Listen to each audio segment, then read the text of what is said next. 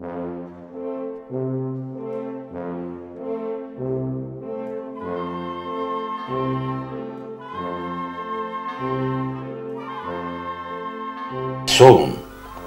От хотел Авалон потегляме към Атина. По посока към Атина ще следим табелите по магистралите с цифри от 500 км до 1. Това е разстоянието до столицата на Гърция.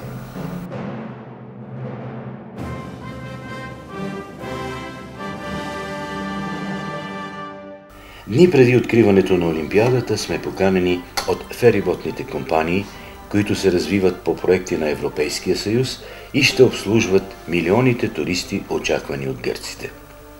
Атина е разположена в централна Гърция, полуостров Атика, с население около 5 милиона жители, заедно с Пирея. Атина е град-музей. Той носи името на древногръцката богиня Атина Палада.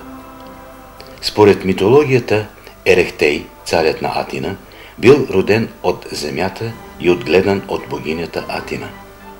Той дал и името на атиняните, които преди това се наричали кекропиди. Ерехтей, за да победи елевсинците и траките, принесъл в жертва една от своите дъщери. След тази битка Атина се превърнала в най-могъщия полис в древността.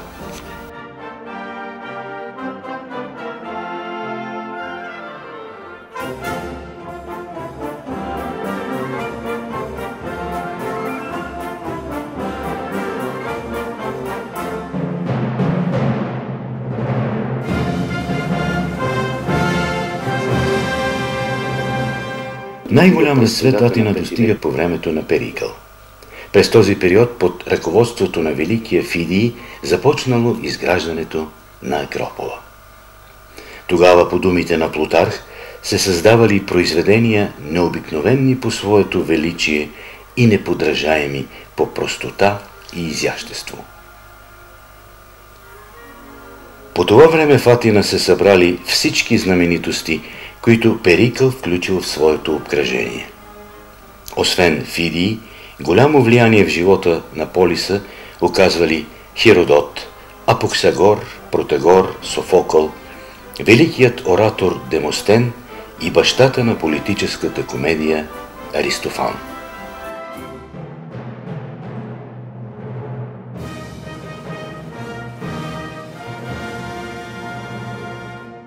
По времето на Перикъл в Атина бил създаден класическият образец на античната демокрация, който в много отношения остава ненадминат и до днес. Тукидид описва ненадминатата реч на Перикъл през 431 година преди новата ера, произнесена в чест на падналите атиняни във войната с Спарта. И тъй, нашият държавен строй е такъв, че той не подражава на чуждите порядки, а напротив, ние самите служим за образец на другите. Нашият държавен строй се нарича демокрация, защото той държи сметка не за малцинството, а се съобразява с интересите на мнозинството. Що се отнася до зачитането в обществения живот, почет се дава само на оня, който се е отличил в едно или друго отношение, и то не поради някакъв произход, а поради своите способности.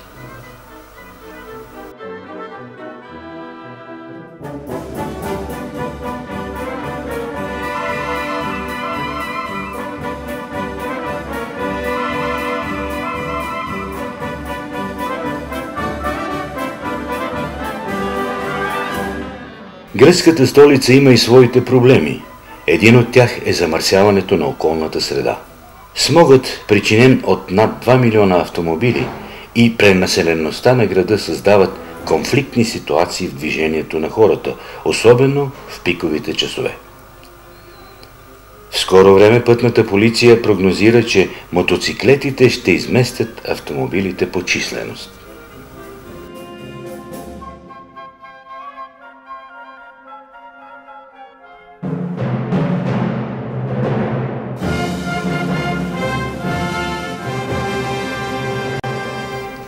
За чужденеца, попаднал дори и за броени часове в столицата на Гърция, срещата с Акропола е задължителна.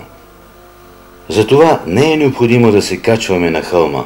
От много улички се отварят прозорци към него.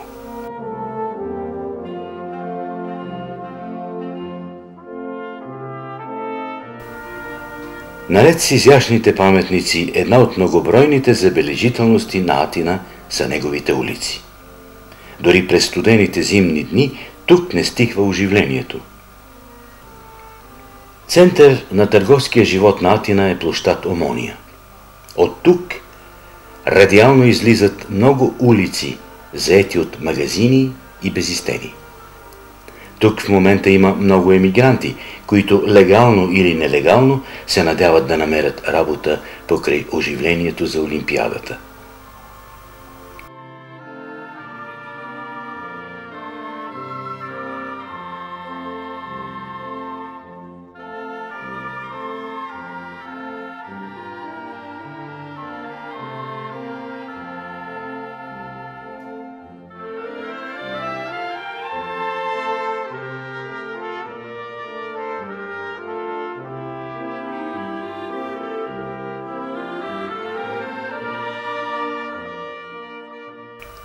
Гърция като член на Европейския съюз е подпомагана по много проекти, един от които е подобряването на околната среда.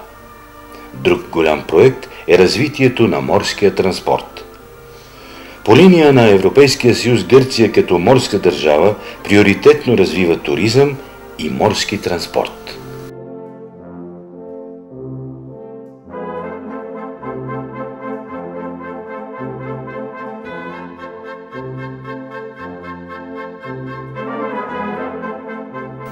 Повече подробности за тези проекти научаваме в една от фериботните компании, които са включени в Европейски проект за развитие.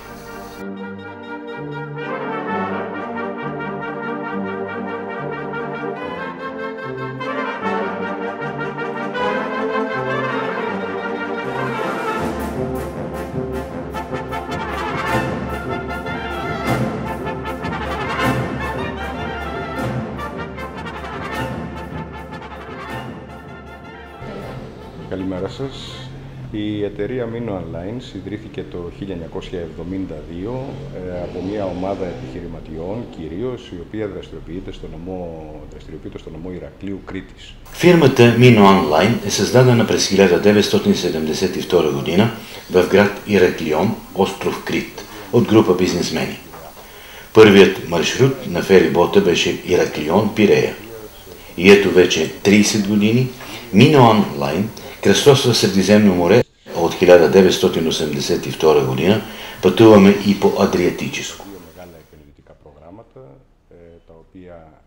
По новата европейска програма пуснахме на вода и два нови кораба, като паралелно с това изпълнихме и две нови инвестиционни програми, съответно за 1 милиард евро през 1998 година и 1 милион и 600 хиляди евро през 2002 година.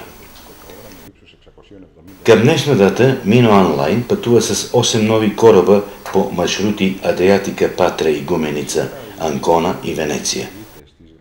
А по вътрешните линии обслужва гръцките острови Цикладски и Крит.